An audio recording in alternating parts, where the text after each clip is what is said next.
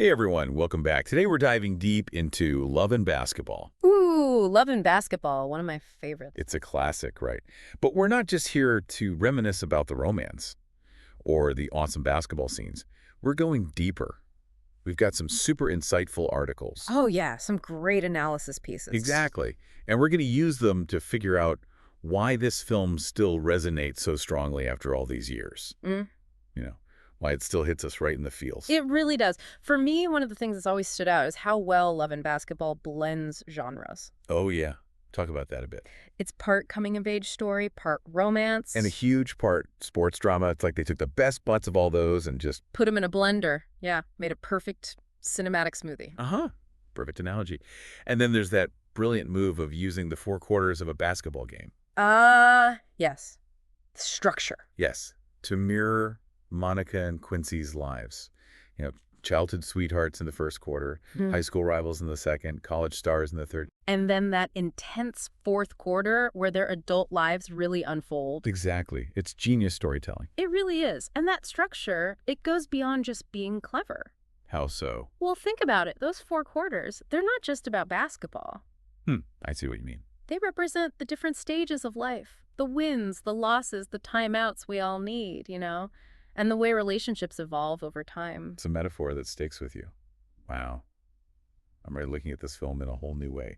Okay, but let's shift gears for a minute. Let's talk about Monica's journey. Yes, such a powerful character. She's this amazing athlete, but she faces so much criticism, Ugh, the unladylike comments. Yes. Like that scene where she's basically told to tone it down if she wants to get a boyfriend. It's subtle, but so powerful. It shows how ingrained these societal expectations are, even today. It's not even about her wanting a boyfriend specifically. It's about so much more. Right. It's about how women are constantly pressured to shrink themselves, to fit this tiny box of what femininity is supposed to look like. Right. Exactly. And the film isn't afraid to explore how damaging that can be. To a woman's self-esteem. To her relationships, her athletic performance. It affects everything. It's like she's constantly fighting these invisible forces. Yeah. On and off the court. And speaking of the court, the film does a great job of showing the specific challenges female athletes face. Absolutely. Like, she's clearly incredibly talented. But Monica's journey to going pro is way tougher than Quincy's. Good. One of the articles we read even argues that the film is subtly criticizing the limited opportunities for women in basketball. Interesting. It's pretty amazing because Love and Basketball came out in 2000. But so many of those same issues are still around today. It's kind of sad how relevant it still is. It is. Think about the pay gap in pro basketball. Oh, absolutely. The lack of media coverage for women's sports, the stereotypes. It's like, how much progress have we really made? Makes you wonder. But back to the movie itself. Remember that scene where Monica considers playing overseas? Oh, yeah. Because the WNBA just can't offer her the same financial stability. Exactly. And that was a powerful scene. Really highlights the tough choices. The sacrifices female athletes have to make for their passion.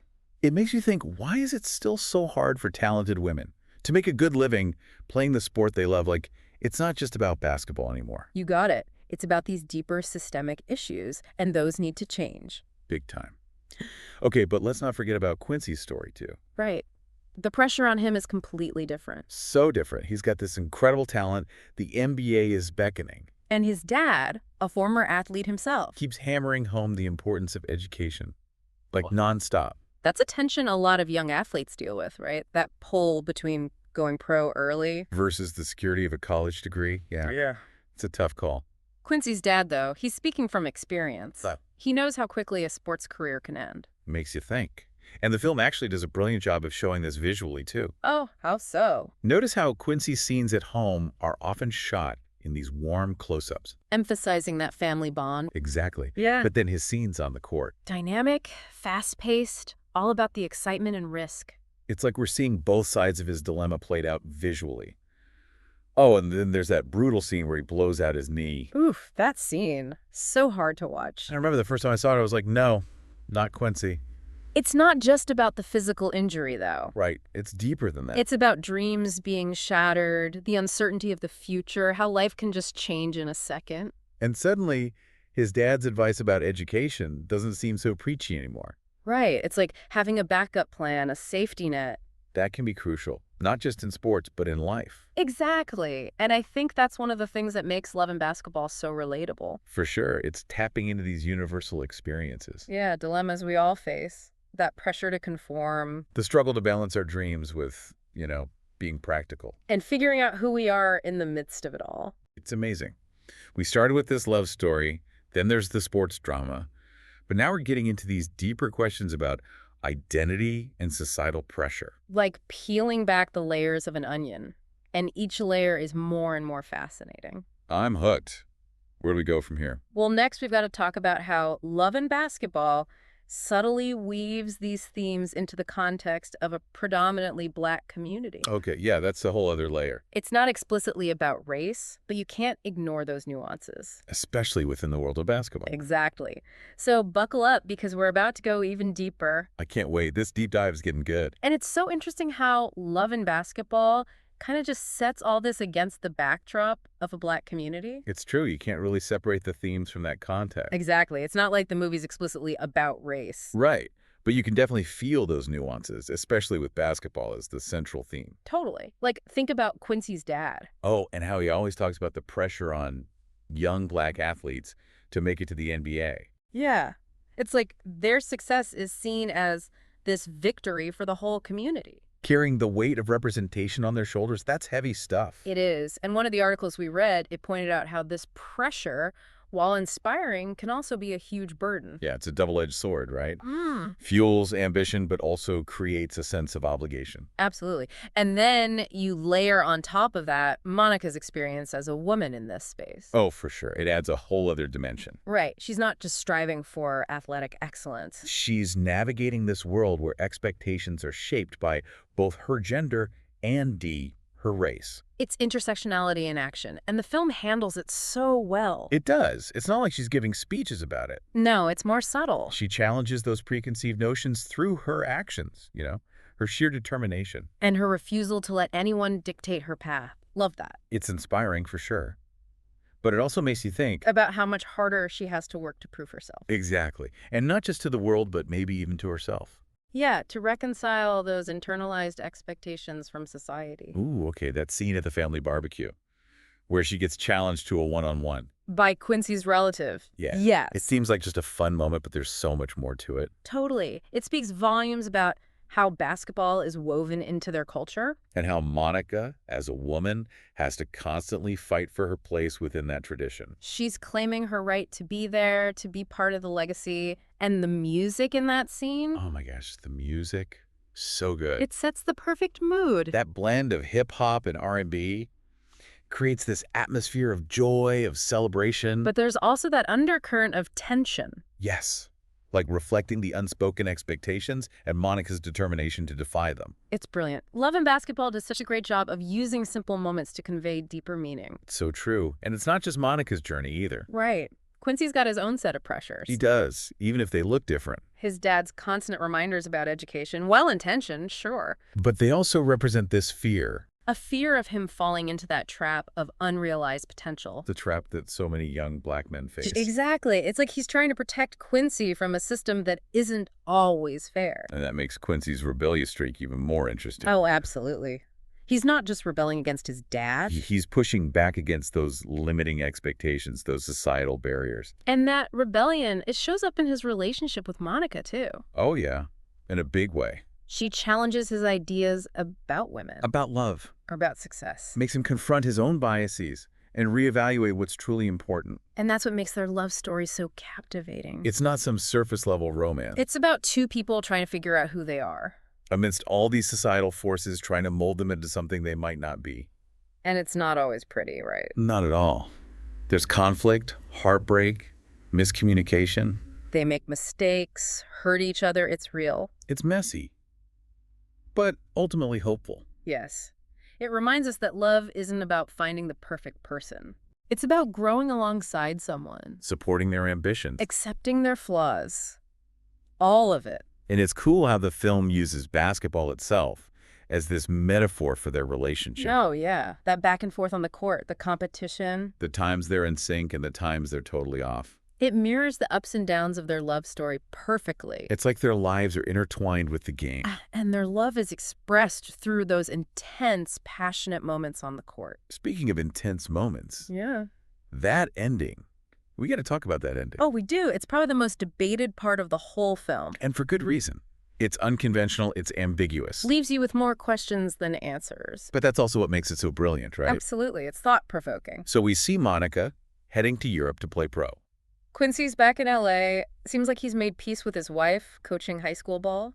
And then they have that epic one-on-one game in her driveway. The intensity is off the charts. Then good. But that final game, it's not just about winning or losing, is it? No way. It's the culmination of their whole relationship. All the love, the rivalry, the heartbreak, it all comes pouring out. And that ending shot. Monica walking away, Quincy watching her go. What's it mean? It's open to interpretation. I know. It's like the film is asking us to decide. Did they find closure? Are they saying goodbye for good? Or is this just another chapter in their story? A story of love and basketball that never really ends. It's brilliant. It really is. It doesn't tie everything up in a neat little bow. It leaves space for us to think, to discuss. To draw our own conclusions. What do you think, listeners? How did that ending make you feel? Would you change it? What choices would you have Monica and Quincy make? Tough questions, right? But it makes you think about your own values. Your definition of success. The compromises we're willing to make for love. For fulfillment, it's deep stuff. Love and basketball. It's not just a movie, is it? No, it's a conversation starter. It stays with you long after the credits roll. Makes you rethink things. Examine your own life choices. That's the mark of a truly great film. And Love and Basketball absolutely fits the bill. You know, it's amazing how much Love and Basketball packs into what seems like a pretty straightforward story. It really is. It's like there's all this depth beneath the surface. Right, like a cinematic puzzle box or something. You keep turning it over and finding new angles. And Gina Prince Bythewood, the writer and director, she deserves so much credit. She really does. It's her vision, her voice. And she doesn't dumb it down for the audience either. Not at all. She trusts us to get it, to read between the lines. And come to our own conclusions. I like that. Me too. It's a sign of respect for the viewers. And she's not afraid to show the complexities of love and relationship. Oh, yeah. Monica and Quincy, their journey is anything but E.T. predictable. There's passion, frustration, those moments where they're driving each other crazy. But through it all, you can feel that deep care they have for one another. It feels so real, so relatable. It's not a fairy tale. It's life. Yeah, with all its messiness and beauty. They make mistakes, learn, grow, sometimes together, sometimes apart. It's refreshing to see that honesty in a film. And it's not just romantic love either. Right. It's about family love, friendship. The way those connections shape who we are. Speaking of family, Monica's relationship with her mother. Oh, that's a good one. So much tension there. But also love and understanding. One of the articles we read talked about how that mother-daughter dynamic reflects this generational divide. About what it means to be a woman, right? Exactly. Monica's mom, she grew up with a very specific set of expectations. And she wants to shield Monica from the pain of defying them. But she eventually realizes times have changed. Her daughter's happiness lies in forging her own path. It's such a beautiful arc of growth and acceptance. And it speaks to the film's larger message. Challenging those societal norms, embracing individuality. It's powerful. And it's not just limited to the women either. You're right. Quincy's relationship with his dad, same themes at play. Expectations, rebellion, trying to break free. Yeah. Their final one-on-one game almost becomes the symbol of that conflict. Right. Battling it out on the court. But it's about so much more. Trying to understand each other's choices, even if they don't agree. And the cinematography in that scene, it's just masterfully done. It is. The way the camera moves, the lighting. It pulls you right in. You feel every emotion. The music, too. It's so perfectly matched to the action. It's like you're right there on the court with them, feeling every dribble, every shot. That's the power of filmmaking, when it all comes together like that. So as we wrap up our deep dive into Love and Basketball, I have one final question for you all out there listening. What do you think is the legacy of this film? Why does it still resonate so strongly after all these years? What makes it special? It's those universal themes, isn't it? Love, ambition, finding your identity. the pressures we all face. It's also timeless. It connects with us on a human level. And it does it with such raw honesty and emotional depth. It makes you laugh, cry, think. And those thoughts, they linger long after the movie's over. It's a film that stays with you. So if you haven't seen Love and Basketball, Do yourself a favor and watch it. and if it's been a while, maybe it's time for a rewatch. With a fresh perspective, knowing what we know now. Because trust me, this film gets better with age. Like a fine wine. It does. Cheers to Love and Basketball, and cheers to you, listeners. See you on our next deep dive.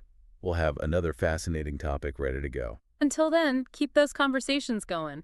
And keep those minds curious. Bye, everyone.